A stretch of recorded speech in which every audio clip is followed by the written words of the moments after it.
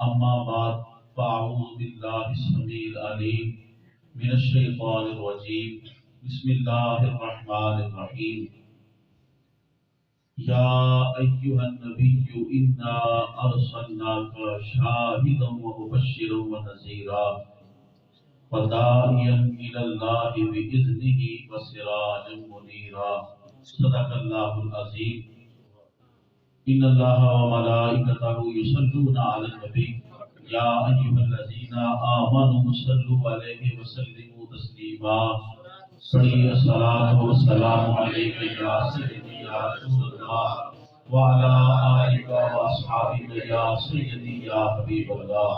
اور محمد وقاص سیالوی صاحب انہوں نے اور ان کے دیگر احباب نے اپنے گھر میں اس باعظمت با کرامت اور با سعادت محفل پاک کا انتظام کیا ہے۔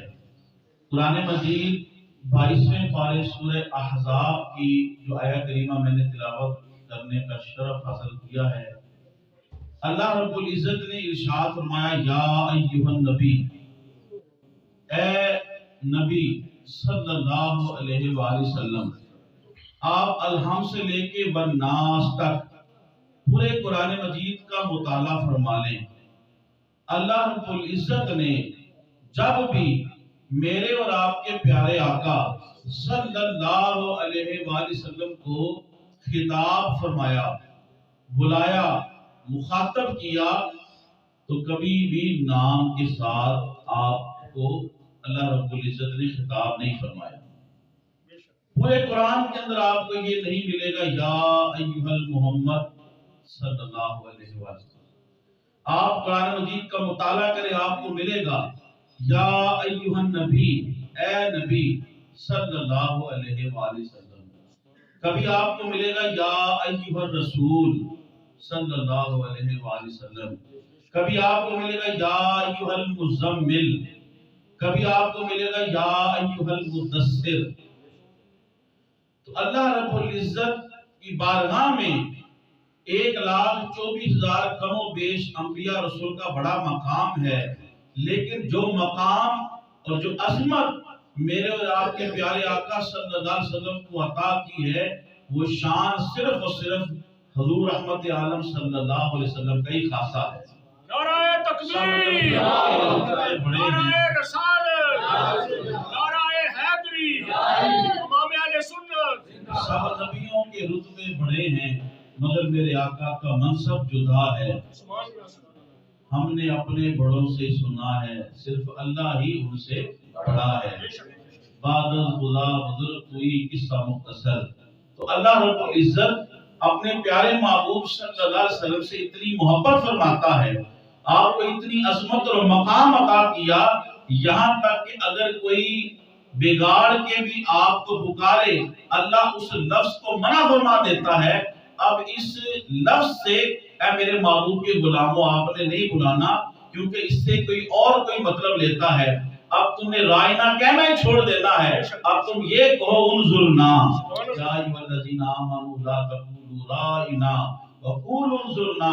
اے میرے محبوب کے غلاموں، اگرچہ تمہارے اس رائنا رعایت کر دیجئے، اس کے کہنے میں تمہارا انداز اور تمہارا مطلب اور مقصود یہ نہیں ہے، لیکن کچھ اور دوسرے لوگ اس سے مراد کچھ اور لیتے ہیں، یہ لفظ ہی چھوڑ دو۔ جس لفظ کے اندر بارگاہ مصطفیٰ کی بے ادبی کا شائبہ بھی ہے، اس لفظ کو بھی چھوڑ دو، وہ لفظ اختیار کرو جو بارگاہ مصطفیٰ کے لائق اور مناسب ہے۔ تم یہ کہا کرو انظرنا، انظرنا۔ اس لیے تو مسلمان کہتے ہیں یا رسول اللہ انظر حالنا، یا حبیب اللہ اسمع قالنا، اننا فی بحر غم مغرق خذ یدی سہل لنا اشکالنا۔ لوگ کہتے ہیں انظرنا کہاں لکھا ہے؟ ہم کہتے ہیں قرآن کے اندر رب کا حکم ہے، اللہ نے فرمایا انظرنا، انظرنا کہہ کے محبوب کو پکارو۔ اللہ پاک نے فرمایا یا ایھا النبی، نبی۔ واجب الاحترام عربی ڈکشنری کے اندر، عربی لغت کے اندر آپ لفظ نبی کا جو معنی ہے، جو اس کا ترجمہ ہے، وہ پڑھ کے دیکھ لیں۔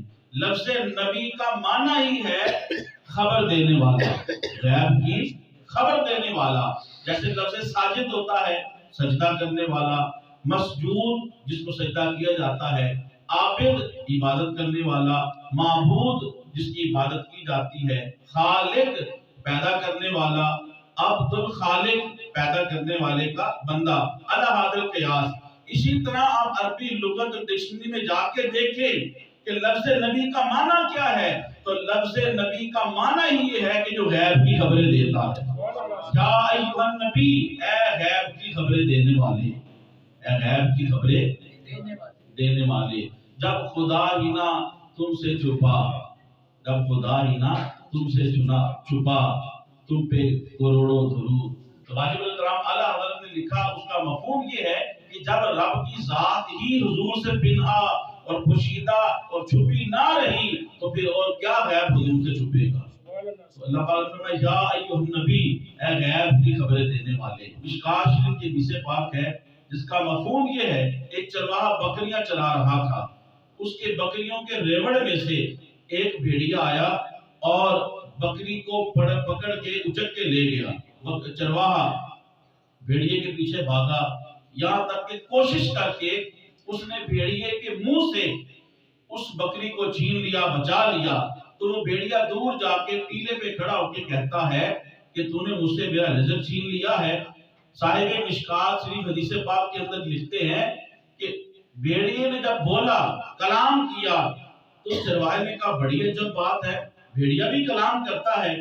تو بھیڑیے نے کہا میں تمہیں اس سے بھی زیادہ تعجب والی بات بتاتا ہوں کہ حجاز کی سرزمین پہ جہاں پہ کھجوریں ہیں، وہاں پہ ایک ایسے نبی تشریف لا چکے ہیں جو غیب کی خبریں دیتے ہیں، غیب کی خبریں دیتے ہیں۔ تو لفظ نبی کا معنی ہی کیا ہے؟ غیب کی خبر دینے والا۔ غزوہ موتہ میں حضرت عبداللہ بن رواحہ رضی اللہ تعالیٰ عنہ یہ بھی لڑتے لڑتے شہید ہو گئے۔ اللہ نے جنت میں سونے کے تخت عطا کیے ہیں، لیکن عبداللہ ابن رواحہ رضی اللہ تعالیٰ عنہ کے تخت میں تھوڑی سی کمی ہے، تھوڑی سی کمی ہے۔ ابن رواحہ رضی اللہ تعالیٰ عنہ کے دل میں خیال پیدا ہوا کہ انسان ہے نا، بتکالہ انسانیت، بتکالہ بشر، آپ کے دل میں خیال پیدا ہوا کیوں نہ میں یہاں سے جان سے بھاگ جاؤں۔ جب دل میں خیال پیدا ہوا نا، اللہ نے مدد کی، اللہ نے مدد کی۔ جب اللہ نے مدد کی فوراً توبہ کی، فرمایا کس کے لیے واپس جانا چاہتا ہے؟ خوبرو اور حسین بیوی کے لیے۔ فرمایا میں اللہ کی رضا کے لیے اسے طلاق دیتا ہوں، اسے طلاق دیتا ہوں۔ کہا واپس کس لیے جانا چاہتا ہے؟ جہاد کو چھوڑ کے میدان سے بھاگ کے کیوں جانا چاہتا ہے؟ تیرے غلام ہیں، میں انہیں آزاد کر دیتا ہوں۔ اس لیے جانا چاہتا ہے کہ تیرا باغ ہے، مال ہے، میں سارا کچھ اللہ کے معبود کے قدموں میں نچھاور کرتا ہوں اور اسلام کے لیے صدقہ کر دیتا ہوں۔ اب تیرا باقی پیچھے بچا ہی کچھ نہیں ہے، اب تو پیچھے کیوں جانا چاہتا ہے؟ توبہ کی شہادت کا درجہ۔ یہ تھوڑا سا اس وقت میلوں دور کی مسافت کے اوپر عبداللہ بن رواحہ رضی اللہ تعالیٰ عنہ کے دل کے اندر جو خیال پیدا ہوا، رحمت عالم صلی اللہ علیہ وسلم آپ میلوں دور بیٹھ کے اپنے صحابی کے دل کے اندر جو خیال پیدا ہوا تھا آپ اسے بھی جان رہے ہیں۔ فریاد جو کرے امتی حال زار میں، ممکن نہیں خیر البشر کو خبر نہ ہو۔ ہم یہاں سے پکارے وہ مدینے سنے، ان کی اعلیٰ سما پہ لاکھوں سلام، دور و نزدیک سننے والے وہ کان، گوشے لالے کرامت پہ لاکھوں سلام۔ حضور نے فرمایا میرے صحابہ، صحیح حدیث پاک ہے، نہ تمہارا رکوع مجھ سے پوشیدہ ہے اور نہ تمہارا سجود پوشیدہ ہے اور نہ ہی تمہارا خشوع و خضوع پوشیدہ ہے۔ رکوع اور سجود میں اور آپ دیکھتے ہیں، خشوع اور خضوع اس کیفیت کا نام ہے کہ آپ تلاوت کریں، نماز پڑھیں، نعت سنیں، کوئی بھی نیک کام کریں، اس نیک کام کرتے وقت آپ کے اوپر جو روحانی کیفیت طاری ہوتی ہے اس چیز کا نام خشوع و خضوع سے ہے، اور خشوع و خضوع کا تعلق جو ہے وہ دل سے ہے۔ میرے اور آپ کے پیارے آقا صلی اللہ علیہ وسلم فرما رہے ہیں میرے صحابہ، میری امتیوں، نہ تمہارا رکوع اور سجود مجھ سے پوشیدہ ہے اور جو دل کی کیفیت خشوع و خضوع ہے وہ بھی مجھ سے پوشیدہ نہیں ہے۔ یا ایھا النبی انا ارسلناک، ہم نے آپ کو بھیجا، شان رسالت۔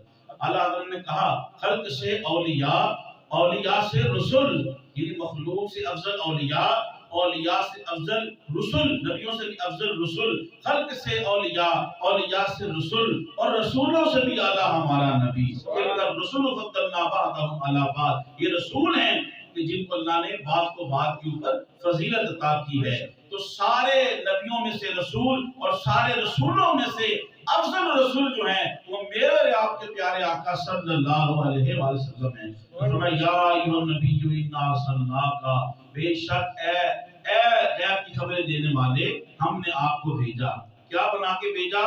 شاہدہ۔